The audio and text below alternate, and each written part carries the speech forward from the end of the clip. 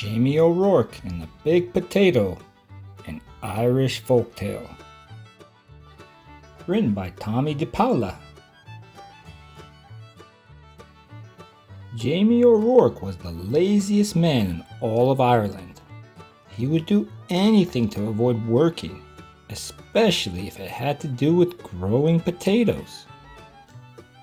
"Jamie O'Rourke," his wife Eileen would say, "we'll have nothing to eat this winter if you don't go out and dig up the praties." "Oh, the saints preserve us," Jamie would whine. "Me back's as sore as can be. Sure as I'm telling you, wife, you'll have to dig them up yourself. I'll break in two if I so much as get out of this bed." So Eileen, who had done all the planting and watering and weeding anyhow, would go out to the tiny garden and dig up the smallest potatoes in Ireland, all because Jamie was too lazy to dig a larger garden and had no money to buy good potato seed. Then poor Eileen wrenched her back and was laid up in bed. Saint Bridget and the Virgin Mary herself must have smiled on Eileen O'Rourke, the village woman said. Why, it's the first rest she'd had since she'd married Jamie O'Rourke. With Eileen in bed, Jamie began to worry. No Eileen to dig meant no praties all winter, and no praties meant no food. "Oh, poor me," wailed Jamie. "I'll starve to death. I'd best go to church and confess to Father O'Malley. There's no telling how soon Old Death will be knocking on me door." So even though it was midnight, Jamie set out for the church. He was about halfway down the hill when he heard singing and a tap-tap-tapping sound. "Sure, and I wouldn't be knowing," Jamie whispered, "but I swear it's a leprechaun." And sure enough, sitting in a circle of ferns in the moonlight was a leprechaun singing and hammering tiny nails into the heels of the fairy boots he was making. Jamie knew just what to do. He crept up and grabbed the little man by his coattails and held firm. "Let me go! Let me go!" the leprechaun shouted. "Not on your life," Jamie said. "Not until you show me where you keep your pot of gold." Now everyone in Ireland knows that leprechauns make boots and dancing shoes for the fairies, who pay for them with gold. And everyone knows that if you catch a leprechaun, he'll pay for his freedom with his pot of gold. But this leprechaun was cleverer than most. "Oh, please, Mr. Mortal Man," he pleaded.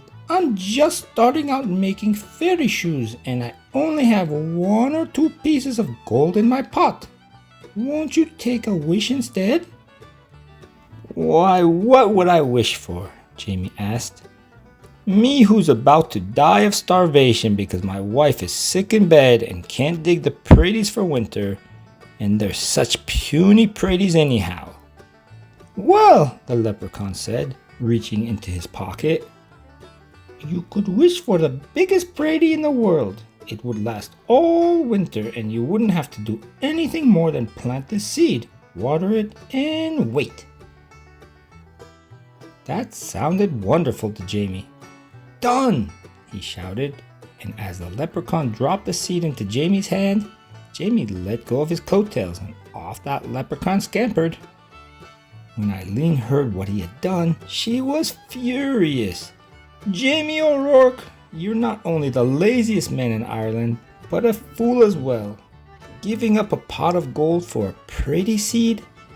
Well, I'm going to plant the seed and water it, and you'll see," Jamie said, and out he went. In faith, Eileen did see. In no time at all, the biggest, finest potato plant had sprouted out of the ground, followed by the potato itself. It was so big it pushed up not only all the dirt in the garden, but the garden shed and the corner of the cottage as well. "Well, surely now it's ready to dig," Jamie said proudly. He hoed all around it, but he couldn't dig that pratie out of the ground. He got a beam and a big rock and tried to pry it out. He pushed and he pushed, but it wouldn't budge. As he was pondering what to do, his neighbor passed by on his way to the village. He couldn't believe his eyes. He couldn't wait to tell everyone in the village what he had seen. And before you knew it, the hill up to Jamie's was filled with villagers coming to see the big potato.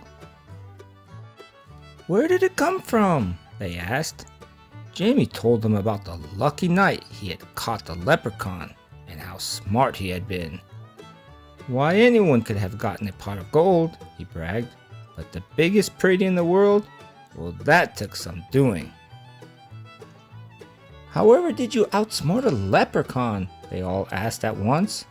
Jamie hesitated and scratched his head. "We'll help you dig up your prady, Jamie, if you'll tell us how you did it." And they grabbed shovels and hoes and started to dig.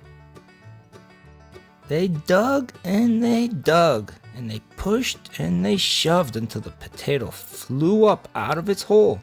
It rolled down the hill, faster and faster, until it reached the bottom, where it bounced up high and came to a stop, wedged between the stone walls on either side of the road. What to do now? "That prady is so big that no one, no cart, nothing can get by it," the constable complained to Father O'Malley. "How's a body to get in and out of the village?" "What shall we do?" the villagers wailed. Then they all looked at Jamie and said, "It's your prady. You'll have to move it out of our way." "Well," Eileen spoke up, "there's more than enough prady for everyone. Why don't you all take some?" So the villagers sawed and chopped and carted off huge pieces of potato, while Jamie sat on the stone wall and watched. All winter long, everyone had potato to eat, and eat and eat, until nobody wanted to see or hear of a potato again.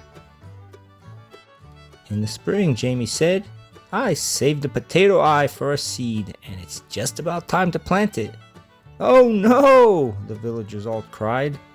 "If you promise not to plant it, Jamie, we'll promise before St. Patrick and all the saints to see that you and Eileen always have plenty to cook and eat. We don't want another giant prady around here." Jamie smiled and agreed. What a perfect life for a lazy man. "And so you see, darling Eileen," Jamie told her, "I wasn't such a fool with that leprechaun after all." And Eileen had to admit that Jamie O'Rourke was right.